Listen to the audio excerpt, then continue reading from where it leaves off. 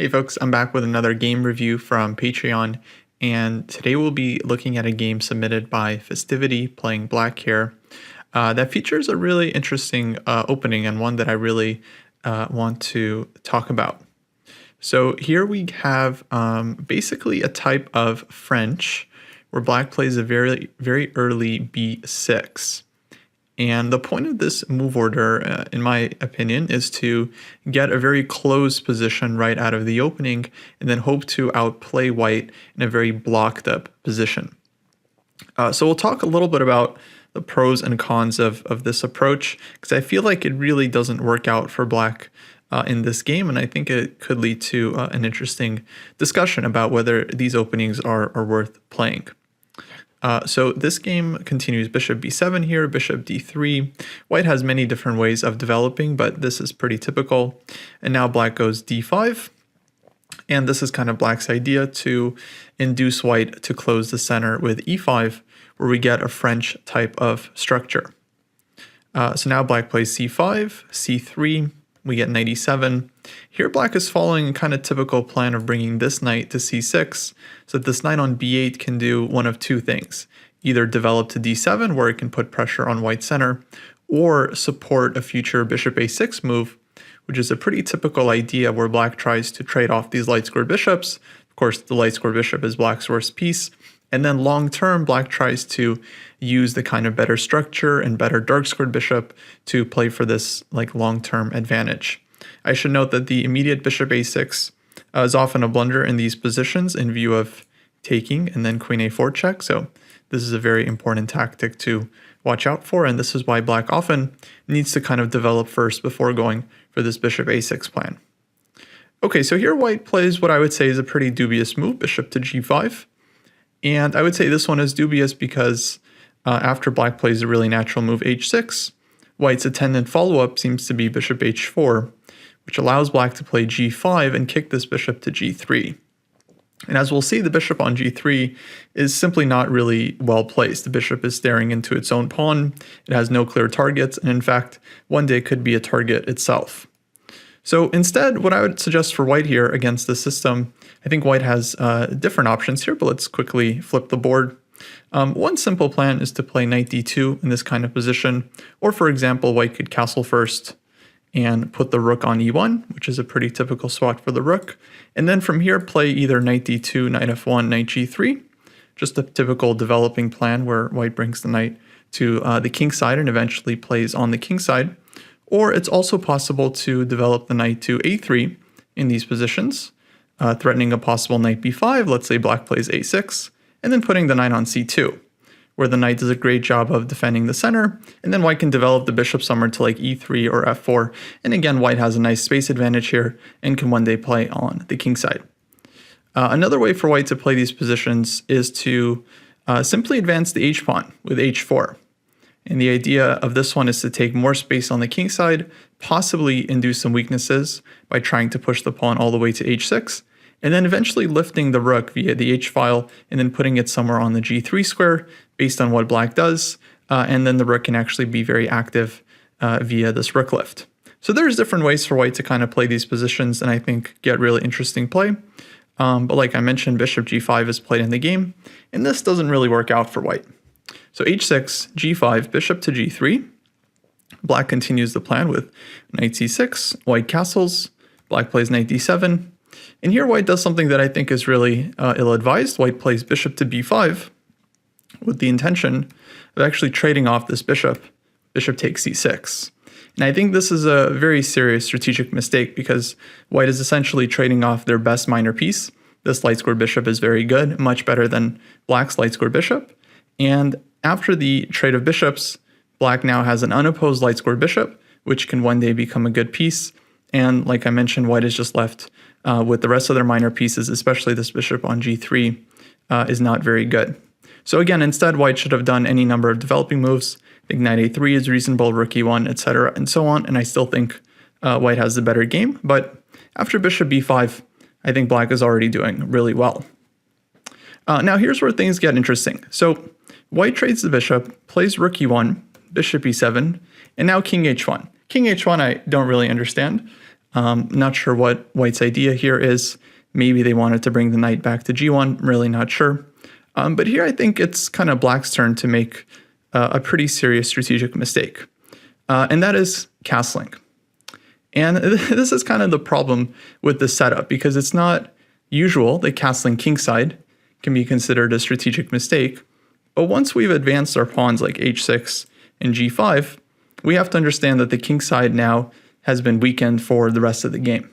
And if black ever castles kingside, this is really, really dangerous, because white already has kind of a built-in space advantage.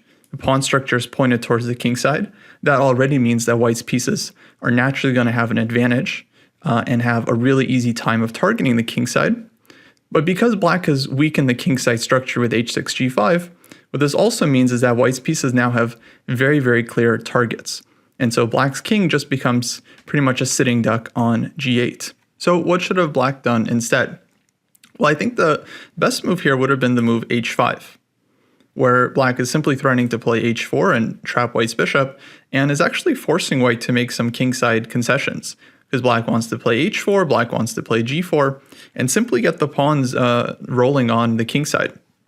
Now the plan for the king is going to be to one day castle queenside. Now the king is not exactly going to be super safe on the queen side, but because the center is closed and blocked up, the king is going to be reasonably safe, and one day the second rook can join the attack on the g8 square.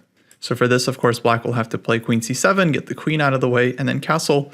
But then once the rook joins the attack with rook dg8, I think black's position looks great. And I used to play the French myself. I would get into similar types of positions like this, where I'm playing with the king in the center, and then one day looking to evacuate the king, castle queenside, launch the counterattack on the king side, and everything is great. And so this is how you kind of have to play these positions. This is what black is signing up for when we play this kind of early e6 and b6 system. This is the kind of position black is looking to get. And this is why I'm really skeptical of this opening in general, because I feel like, you're putting yourself in a strategically, I would say, very dubious situation where you're not really sure where you're supposed to castle.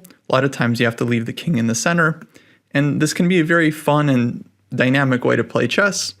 No one says you have to castle kingside every game and try to connect your rooks, but it does put you in kind of a difficult situation, right? You're signing up for these somewhat difficult strategic situations where, again, you're not sure where to put your king. You might have to leave your king in the center for some time, and that's just not a very easy position to play. So my advice would be to really think about whether you want to play these kinds of positions. I think just playing the straight up French is a better way. If you're really interested in getting like closed, really blocked positions, then I would say just play the French in kind of the classic way, learn some of these lines, study some of these structures. I think in general, black has a much healthier and much more fun time in these positions. These lines where we're, again, leaving the king in the center and one day hoping for this kind of counterplay, I think they're really, really tough. And even if you get used to this like one specific kind of structure, a lot of times, players are not going to want to play this for the rest of their lives. And at a certain point, you're going to want to learn a new opening or a new structure anyway. So my advice would be maybe start that sooner rather than later, before you get to a level where all of a sudden you feel like, this opening is not working for you anymore. And now you have to learn something from scratch. So it might be better to learn something from scratch right now and kind of build up that experience over time. So as it happens, black ends up castling here, which, like I mentioned, I think a pretty serious strategic mistake. And white starts targeting the queen side here. The game gets pretty messy. Bishop b5, queen e3, queen c7.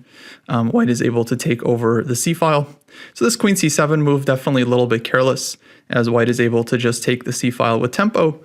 And now black is forced to go back. So now the game continues in a pretty logical way with knight c3.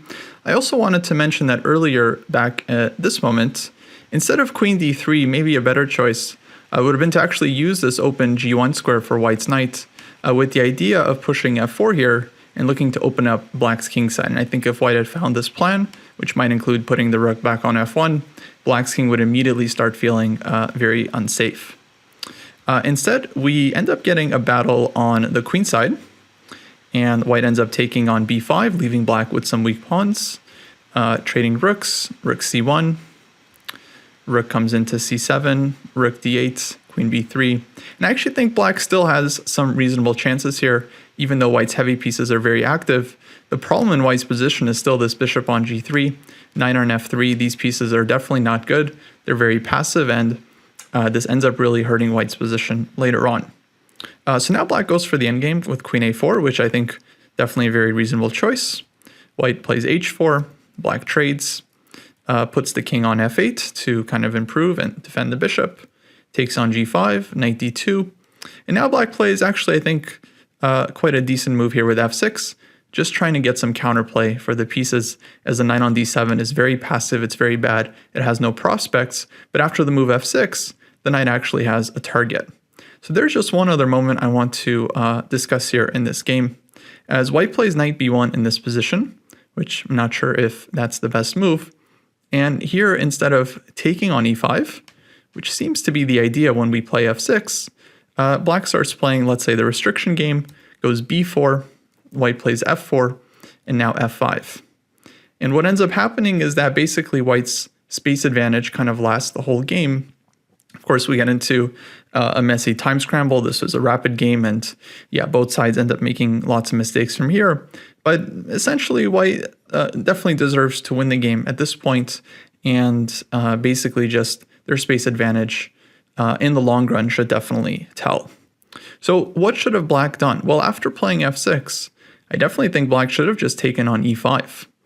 And what this would do is it would leave white with a weakness on e5. Either white takes with the pawn right away, and then black has created the c5 square for the knight. The knight can jump to c5 and then e4, and white's bishop on g3 is just a really bad piece. Or white plays bishop takes c5, allows black to trade off the knight, and still we get this structure where after bishop to c5, I would say black's dark-squared bishop here is definitely better than white's knight. It has a ton of targets in the position. Bishop can come to d4 next, and yeah, white has a lot of weak pawns here that the bishop can one day attack. So I would say this was kind of an instructive missed opportunity. Kind of unfortunate because black did play f6, seemingly with the idea to take on e5, and I think we just needed to carry out that threat, and actually black's position would have been quite okay. Like I mentioned, we end up getting a pretty messy time scramble where white ends up winning after some mistakes by both sides. But I think we more or less covered kind of the main strategic points I wanted to discuss.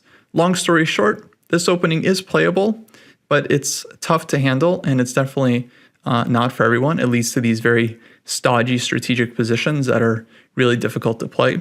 Even after white kind of messes up and commits like a strategic blunder of putting the bishop on g3, even this position is not that obvious for black to handle. So my advice, maybe this isn't the best opening to play, but if you do decide to stick with it, really important to study these games very carefully and understand where our counterplay is coming from, where we want to put the king, and how we want to actually complete our development and create play for our pieces. Well, all right, guys, that's going to wrap it up for this video. Hopefully you enjoyed it. If you haven't subscribed to the channel yet, please make sure to do so, as we really do appreciate it. And hopefully I'll see you in the next video. So until then, take care.